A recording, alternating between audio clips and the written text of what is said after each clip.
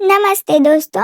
आज मैं आपको एक ऐसा अलौकिक कथा प्रस्तुत करने जा रही हूँ जो न केवल धार्मिक आस्था का प्रतीक है बल्कि भारतीय संस्कृति, वेदों की ध्वनि और ईश्वर के साक्षात स्वरूप की अनुभूति भी कराती है।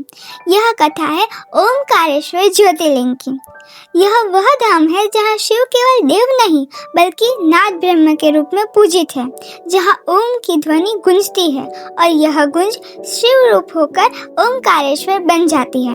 भारत के मध्य प्रदेश राज्य में नर्मदा नदी की गोद में स्थित है यह दिव्य धाम ओमकारेश्वर ज्योतिर्लिंग, जो 12 ज्योतिर्लिंगों में से एक है। यह स्थान अद्वितीय इसीलिए है क्योंकि यहाँ 2 ज्योतिर्लिंग पूजित है, एक ओमकारेश्वर और दूसरा अमलेश्वर, जो ममलेश्वर नाम से भी प्रसिद्ध है। यह मंदिर एक छोटे से मान आकार के द्वीप पर स्थित है, जिसका आकार स्वयं ओम की आकृति जैसा है। यह स्वयं इस बात का प्रमाण है कि यहाँ नाद ही ब्रह्म है और ब्रह्म ही शिव। यह तो हुई स्थान की बात। अभी मैं आपको बताने वाली हूँ ओमकारेश्वर की उत्पत्ति की कथा। प्राचीन काल की बात है। विंध्याचल पर्वत को यह भय सताने लगा कि संसार में मेरु पर्वत को सबसे श्रेष्ठ माना जाता है। उसने सोचा कि जब तक भगवान शिव को प्रसन्न नहीं करूंगा तब तक मैं उतना पूज्य नहीं बन सकता। विंध्य पर्वत ने कठिन तपस्या शुरू की। उसने भगवान शिव को प्रसन्न करने के लिए नर्मदा नदी के किनारे 12 वर्षों तक एक पैर पर खड़े होकर ओम नमः शिवाय का जाप किया। भगवान शिव उसकी तपस्या से प्रसन्न हुए और ओम के नाद के साथ प्रकट हुए। उनके प्रकट होते ही संपूर्ण ब्रह्मांड में ओमकार की ध्वनि गूंजने लगी। उसी ओमकार स्वरूप शिवलिंग को ओमकारेश्वर कहा गया। शिव ने वरदान दिया कि वह इस पवित्र द्वीप पर सदैव ज्योतिर्लिंग के रूप में विराजमान रहेंगे और नर्मदा नदी की धारा इस भूमि को सदा पावन करती रहेगी। और एक अन्य कथा के अनुसार प्राचीन काल में राजा मंदराज के पुत्र राजकुंडिक अत्यंत धार्मिक और शिव भक्त थे। उन्होंने महर्षि नारद से शिव की महिमा सुनी और कठोर तपस्या प्रारंभ की। उनकी तपस्या से प्रसन्न होकर भगवान शिव प्रकट हुए और कहा, मैं इस स्थान पर सदैव लिंग रूप में उपस्थित रहूंगा। जो भक्त यहाँ मुझे स्मरण करेगा मैं उसकी सदा रक्षा करूंगा। इस प्रकार इस स्थान में शिवलिंग की स्थापना हुई और इसे ओमकारेश्वर कहा गया। ओमकार केवल ध्वनि नहीं, सृष्टि की जड़ है।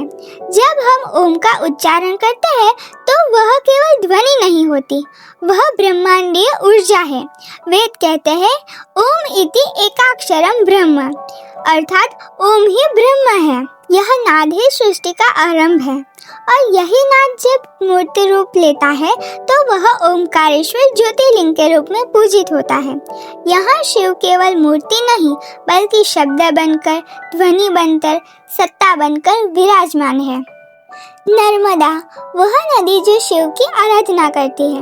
ओमकारेश्वर धाम नर्मदा नदी के किनारे स्थित है। कहा जाता है कि नर्मदा स्वयं भगवान शिव के शरीर से निकली थी और उनकी ही भक्ति में लीन है।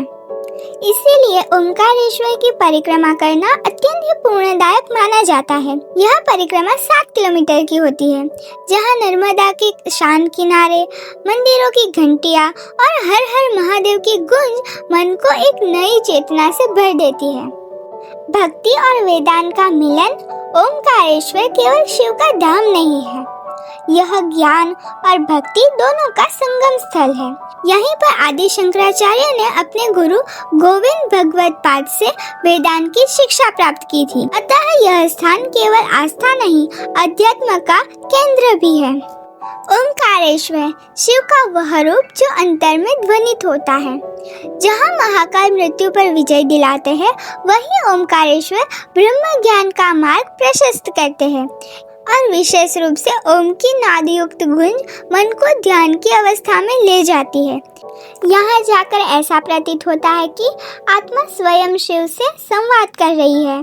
यहाँ शिव केवल मंदिर में नहीं, हर श्वास में, हर धड़कन में, हर स्पंदन में महसूस होते हैं। आज भी लाखों भक्त श्रावण मास, महाशिवरात्रि, नर्मदा जयंती जैसे पर्वों पर यहाँ दर्शन के लिए आते हैं। यहाँ का वातावरण इतना पवित्र है कि नास्तिक भी कुछ समय के लिए आस्तिक बन जाए।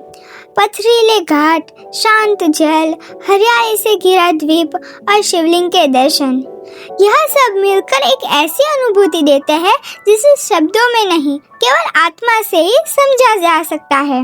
ओंकारेश्वर से हमें सीख मिलती है कि शिव का अर्थ है शांत और सरल चेतना जो हमें भीतर की ओर ले जाती है। ओम का अर्थ है जीवन का उद्गम, जहाँ से सब कुछ उत्पन्न हुआ है।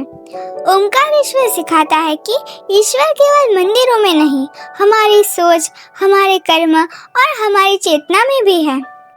आज जब मानव बाह्य सुखों की खोज में भीतर की शांति खो रहा है, तब ओंकारेश्वर हमें सिखाते हैं ओम में ही सब कुछ समाहित है।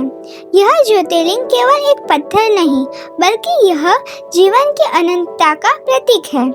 जब भी जीवन में अंधकार हो, जब दिशा न मिले, जब मन विचलित हो, तो एक बार ओमकार की ध्वनि को भीतर से सुनिए। यह ध्वनि ही शिव है, वह शिव ही है ओंकारेश्वर।